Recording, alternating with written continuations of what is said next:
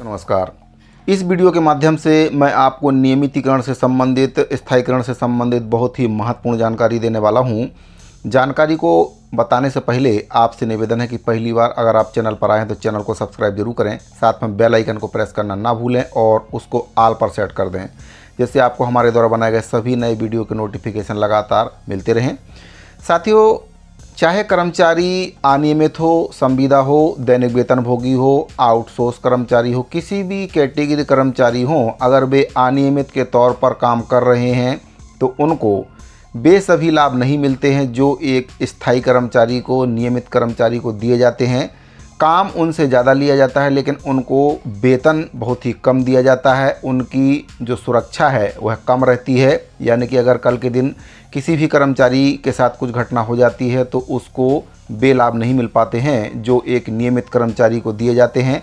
ना ही उनको सामाजिक सुरक्षा मिल पाती है, वेतन तो कम मिलता ही है, काम अधिक लिया जाता है। तो आज के इस वीडियो में मैं आपको बताऊंगा कि किस प्रकार से समस्त राज्यों की जो सरकारें हैं अब इस ओर कदम बढ़ा चुकी हैं। कई राज्य सरकारों के द्वारा कर्मचारियों का स्थायीकरण कर भी दिया है और कई राज्य सरकारें अब इस ओर कदम बढ़ा रही हैं और जल्दी ही कर्मचारियों का स्थायीकरण कई राज्य सरकारों के द्वारा किया जा सकता है। मैं आपको बताऊंगा कौन कौन से राज्य हैं जो स्थायीकरण, नियमितीकरण करने को लेकर पहल कर चुके हैं या फिर पहल करने वाले हैं। साथ ही मैं आपको बताऊंगा कि कौन से कर्मचारी हैं जिनका स्थायीकरण होगा, उनको क्या करना पड़ेगा, कितने सर्विस दे चुके कर्मचारियों का स्थायीकरण होगा और इससे क्या फ़ायदा होने वाला है कर्मचारियों को और सरकारों को क्या फ़ायदा होगा। सभी पहलुओं पर आपको विस्तार से जानकारी स्टेप बाय स्टेप इस वीडियो के माध्यम से मैं देने वाला हूं।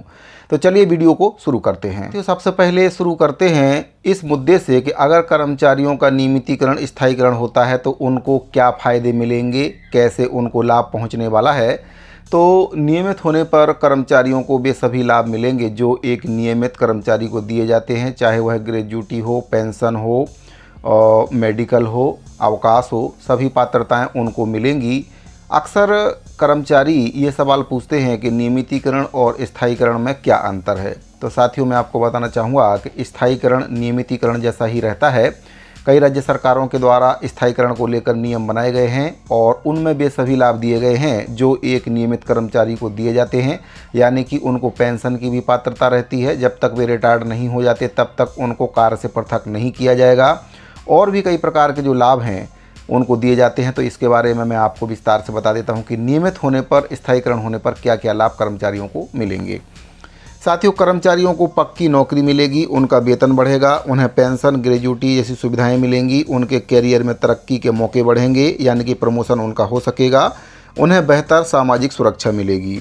जैसे कि बात करें संविदा कर्मचारियों की, तो इसमें संविदा कर्मचारियों का अगर नियमितीकरण होता है तो इसमें संविदा, आउटसोर्स, दैनिक वेतनभोगी कर्मचारी सभी इसमें आएंगे।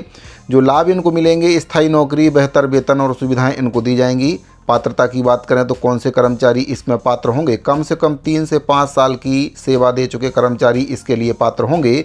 और यह भी देखना होगा कि राज्य सरकारों के द्वारा क्या नियम बनाए जाते हैं, कितने साल वालों को वे इस योजना के अंतर्गत लाते हैं।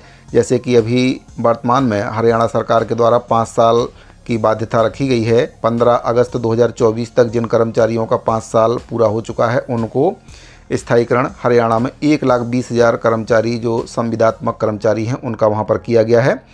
अब लागू करने की बात करें तो कहां कहां पर ये योजना लागू होने वाली है, तो केंद्र और राज्य सरकारें दोनों ही इस पर काम कर रहे हैं और जल्दी ही केंद्र सरकार के द्वारा भी योजना लाई जाएगी और अन्य सरकारें भी इस पर काम कर रही हैं। जैसे कि कई राज्य सरकारों के द्वारा स्थायीकरण कर भी दिया गया है। आगे मैं आपको बताऊँगा और कौन सी राज्य सरकारें हैं जो इस पर काम कर रही हैं।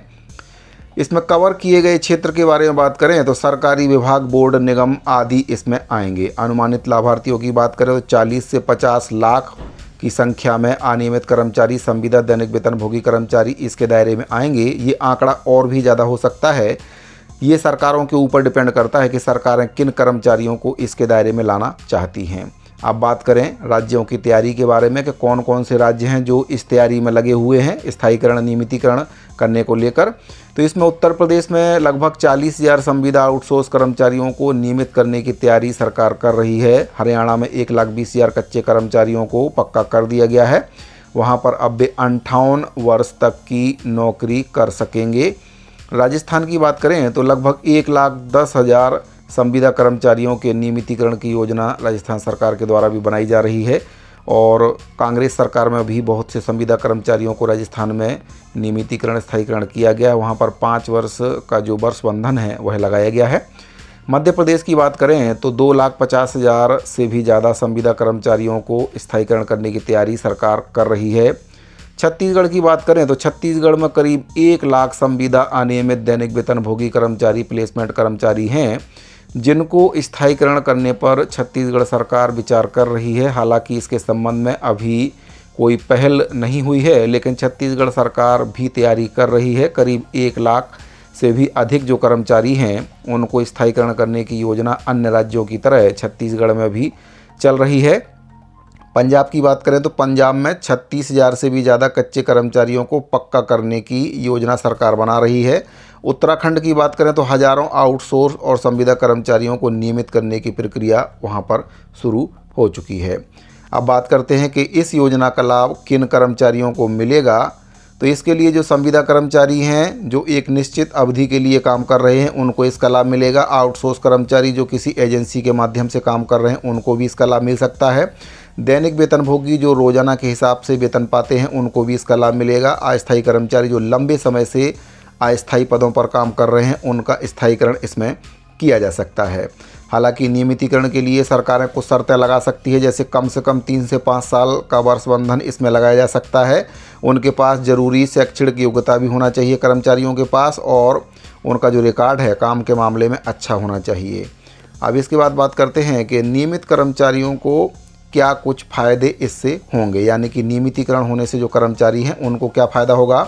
तो स्थायी नौकरी मिलेगी। सबसे बड़ा फ़ायदा तो ये है कि कर्मचारियों को पक्की नौकरी मिलेगी और उन्हें हर साल नए कॉन्ट्रैक्ट की चिंता नहीं करनी पड़ेगी। यानी कि अभी अगर बात करें तो संविदा कर्मचारी हों चाहे आउटसोर्स कर्मचारी हों, इनको हर साल अपना कॉन्ट्रैक्ट रिन्यूअल कराना पड़ता है। कई बार इनको काम से ही पृथक कर दिया जाता है, नए कर्मचारी को काम में रख लिया जाता है।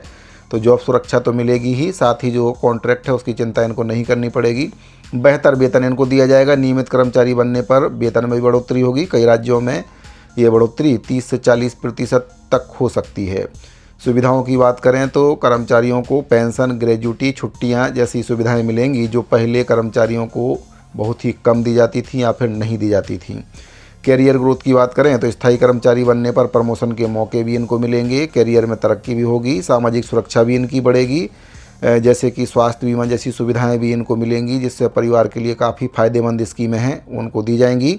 लोन की सुविधा भी इनको दी जा सकती है। इसमें नियमित कर्मचारी होने पर बैंक से भी आसानी से लोन मिल सकेगा, क्योंकि नियमित वेतन आपके खाते में आएगी तो बैंक भी आपको लोन देंगे। बेहतर काम करने का माहौल भी आपका बनेगा, यानी कि स्थायी नौकरी मिलने से कर्मचारियों का मनोबल भी बढ़ेगा और बेहतर काम कर सकेंगे।